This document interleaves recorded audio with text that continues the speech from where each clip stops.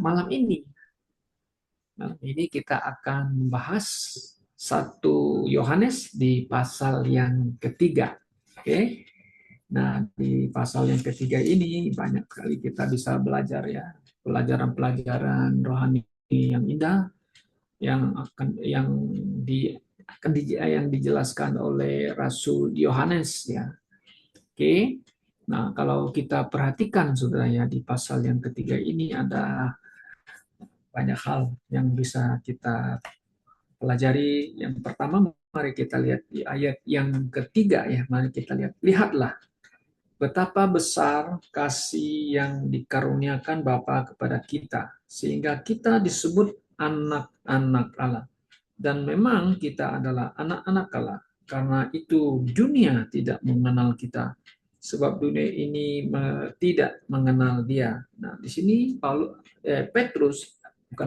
Yohanes ya ingin menyatakan kembali kepada kita bahwa kita ini disebut anak-anak Allah, ini plural, anak-anak Allah, saudara. Kenapa kita bisa disebut anak-anak Allah? Ya karena besar kasihnya, karunia-Nya kepada kita, ya, di mana kita percaya kepada Yesus Kristus, maka kita disebut anak-anak Allah. Maka ini sesuai dengan Yohanes pasal pertama, Injil Yohanes pasal pertama, pasal 1 ayat yang ke-12. Coba kita balik ke Yohanes atau Injil Yohanes ya, apa yang dia katakan di sana sesuai dengan apa yang dia katakan juga di 1 Yohanes ini. Coba kita lihat di Yohanes pasal 1. Oke. 1 ayat yang ke-12. Oke. Tetapi semua orang yang menerimanya diberinya kuasa supaya menjadi anak-anak Allah, yaitu mereka yang percaya dalam namanya. Nah, ini jelas sekali ya. Jadi orang yang menerima Yesus itu orang yang percaya kepada Yesus. Maka kita diadopsi secara teologi, diadopsi menjadi anak-anak. Jadi status kita berubah. Nah, sebelum menjadi anak-anak Allah, kita ini adalah anak iblis. Nah, nanti kalau kita lihat di bawah nanti ada disebutkan orang yang selalu melakukan dosa itu adalah disebut anak-anak iblis. Itu perbedaan anak-anak Allah dan juga anak-anak iblis, sangat jelas bedanya. Oke, nah ini sangat jelas mengatakan kepada kita ya bahwa ya kita yang berasal dari dunia, yang tadinya adalah milik dunia, adalah anak-anak anak-anak iblis. Sekarang kita menjadi status menjadi anak-anak Allah. Nah, apa yang terjadi dengan kita yang di dunia ini? Nah, di sini Yohanes mengatakan karena itu dunia ini tidak mengenal kita. Tadi kenal, sekarang nggak kenal ya. Kalau artinya apa? Sebab mereka tidak mengenal Dia. Mengenal Dia itu siapa? Tentu Bapa. Bapa yang mengutus Yesus Kristus. Dan mereka tidak mengenal Bapa, bahkan tidak mengenal Yesus. Nah, Yesus juga mengatakan kepada orang-orang Farisi, kalau kamu kenal Bapa, kamu kenal saya. Kalau kamu kenal saya, kamu juga kenal Bapa. Karena apa? Nabi Musa menulis tentang aku. Ya, jadi mereka masih ngotot. Ya, orang Yahudi atau orang Farisi, mereka tidak mau terima Yesus. Ya, adalah anak Allah yang diutus oleh Allah Bapa. Kemudian ditegaskan kembali di ayat 2. Saudara-saudaraku yang kekasih, sekarang kita adalah anak-anak Allah, tapi belum nyata apa keadaan kita kelak. Tetapi kita tahu bahwa apabila Kristus menyatakan dirinya, kita akan menjadi sama seperti Dia, sebab kita akan melihat Dia dalam keadaannya yang sebenarnya. Nah, di sini kan dijelaskan bahwa kita apabila Kristus menyatakan Dia nanti akan datang. Kita akan datang ya, kembali yang kedua kali. Nanti kita akan sama seperti Kristus ya, yang mati dalam Kristus akan dibangkitkan. Kemudian kita yang hidup tiba-tiba akan berubah dan kita semua akan di rapture ya. bertemu dengan Yesus. Nah, itu sama Yesus atau seperti Yesus. Dia bangkit, memiliki tubuh yang mulia. Nah, kita nanti akan sama seperti Yesus. Ya, kita dibangkitkan dan memiliki tubuh yang mulia. Nah, disinilah pengharapan kita, di mana kita sedang menanti kedatangannya. Nah, sedalam menanti kedatangannya, Yohanes di sini mengatakan di ayat yang ketiga lagi mengatakan gini, setiap orang yang menaruh pengharapan itu kepadanya, kita mengharap siapa di dunia ini? Apa yang saudara harap? Harap kepada Yesus, harapanku harap kepada Yesus. Tadi ada pujian di dunianya, harapanku hanya kepada Yesus. Itu yang diharapkan orang percaya, sudah.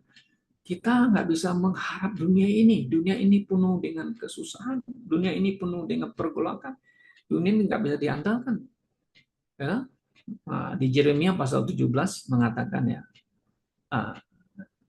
diberkatilah orang yang mengandalkan Tuhan. Ya, terkutuklah orang yang mengandalkan manusia, bahkan mengandalkan dirinya. Nah, jadi kita orang yang berbahagia. Masih tinggal di dunia, kita memiliki pengharapan, itulah pengharapan kita kepada Yesus Kristus yang akan datang yang kedua kali. Oke.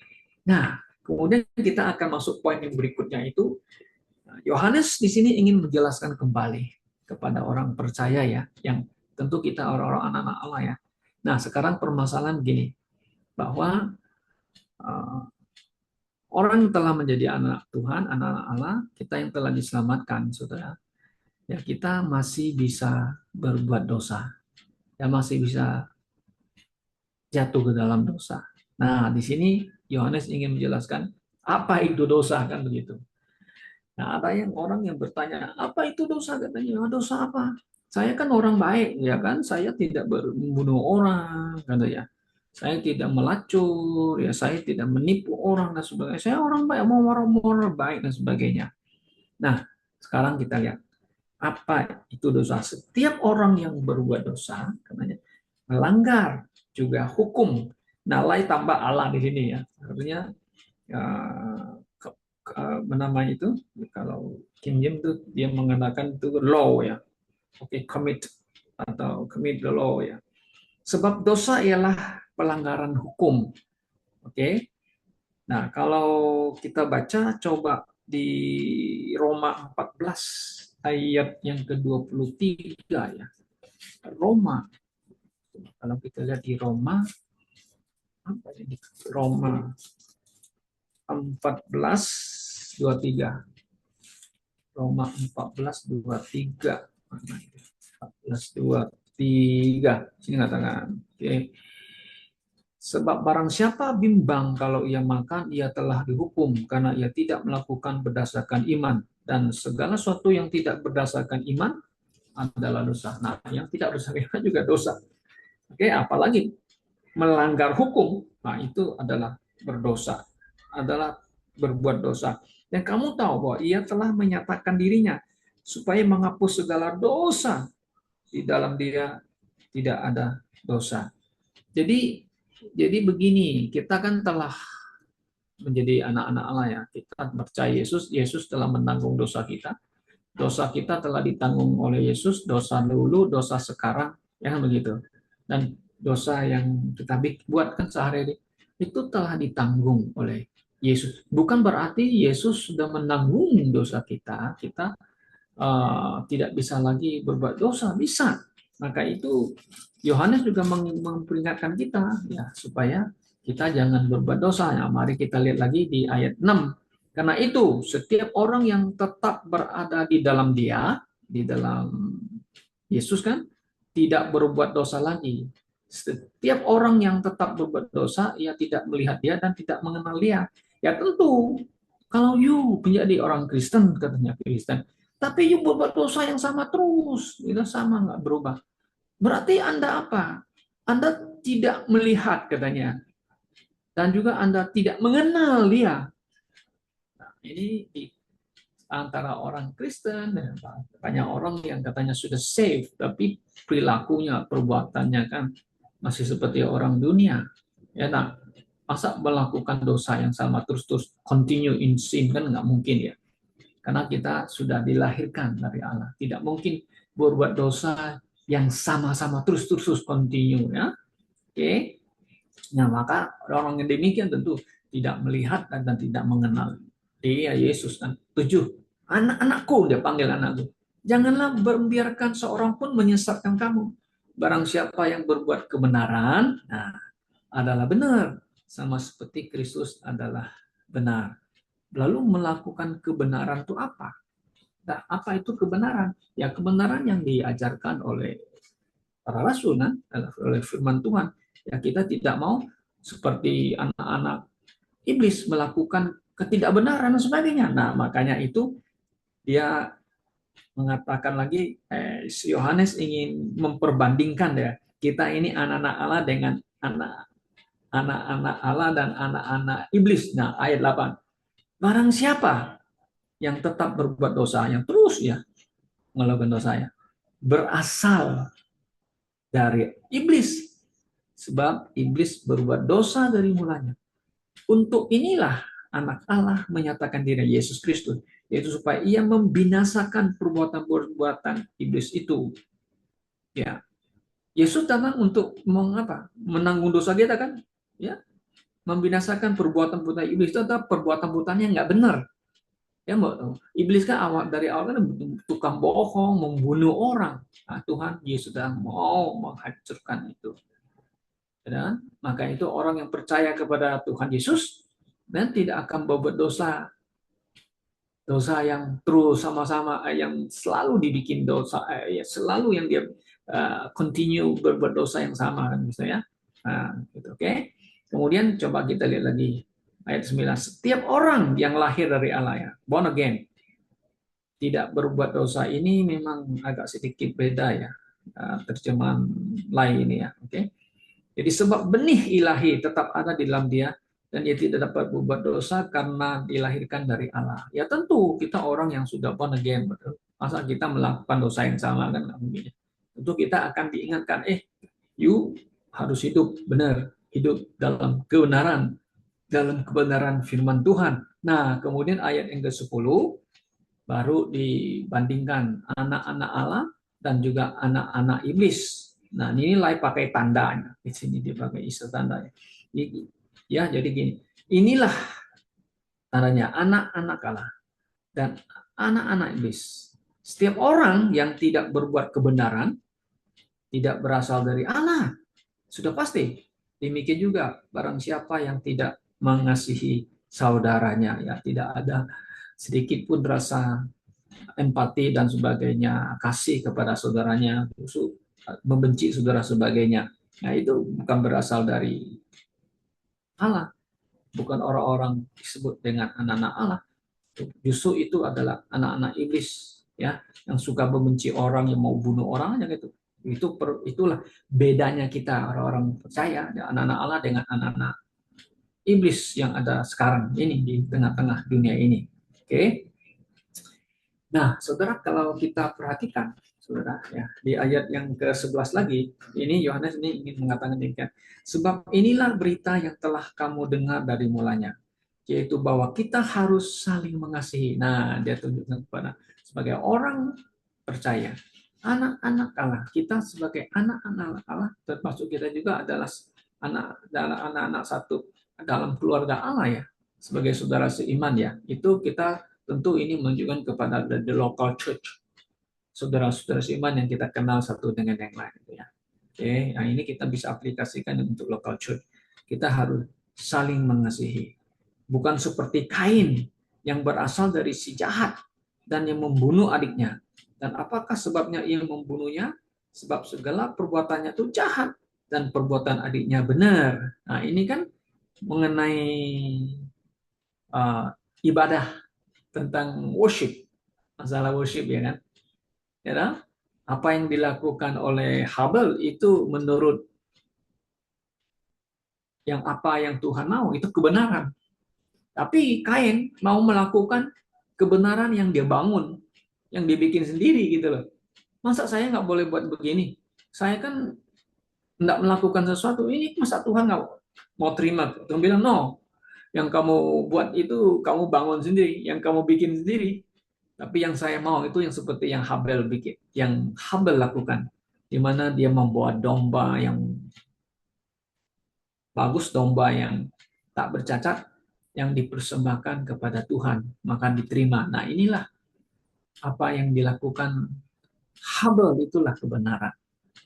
Sehingga dia diselamatkan kan. Nah, Kain gimana bisa selamat? Karena dia membangun kebenarannya sendiri. Nah, maka itu Paulus di dalam Roma pasal yang ke-10, nah coba kita lihat. Paulus mengatakan mereka membangun kebenarannya sendiri ya. Mari kita lihat di Roma 10. Oke. Di Roma 10 ini banyak orang-orang dunia ini yang punya agama, yang punya ajaran-ajaran membangun kebenarannya sendiri ya. Coba kita lihat. Oke. Nah, mari kita lihat ayat 1 dulu. Paulus mengatakan demikian.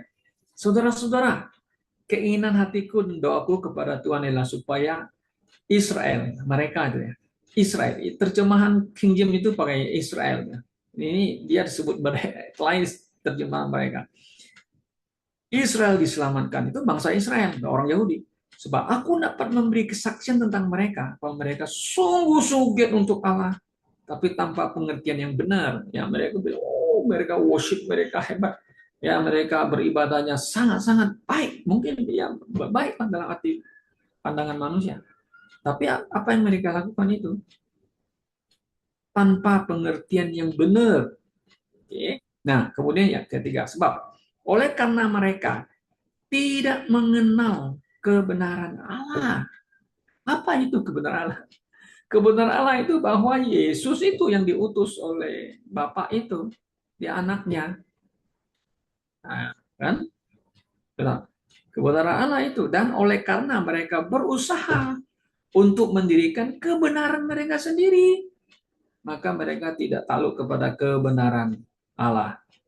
Ya, ya, mereka kebenaran Allah itu adalah di mana Yesus itu adalah Mesias, penebus, dialah yang akan membebaskan orang Israel dari dosa, dari hamba dosa. Maka itu Yesus mengatakan kan, jika kamu mengenal kebenaran, dan kebenaran itu akan membebaskan kamu, melepaskan kamu.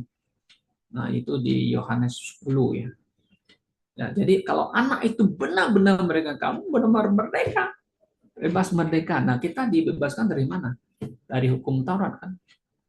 Ya, kemudian khotbah saya kan tentang Yesus telah mati, ya, mati di atas kayu menanggung kutuk kita, ya, juga menanggung apa kutuk daripada hukum Taurat. Oke.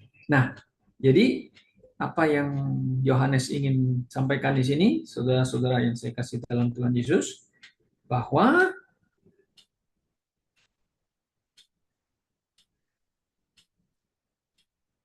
kita sebagai anak-anak Allah, status kita tidak akan pernah berubah sekalipun kita berdosa, mungkin ya, jatuh ke dalam dosa, dan keselamatan kita tidak akan hilang. Nah, ini yang yang dapat kita